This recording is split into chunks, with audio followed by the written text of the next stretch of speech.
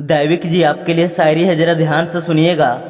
तो चलिए दैविक जी आपके लिए शायरी स्टार्ट करते हैं। उसकी सारी पिक सेव करते हो ना, उसकी सारी पिक सेव करते हो ना, अंदर ही अंदर उसकी तारीफ़ भी करते हो, अंदर ही अंदर उसकी तारीफ़ भी करते हो। तुम्हें पता है नहीं मिलने वाली मोहब्बत वहाँ से, तुम्हें पता है नहीं मिलने वाली मोहब्बत वहाँ से, फिर भी तुम प्यार उसी से करते हो ना।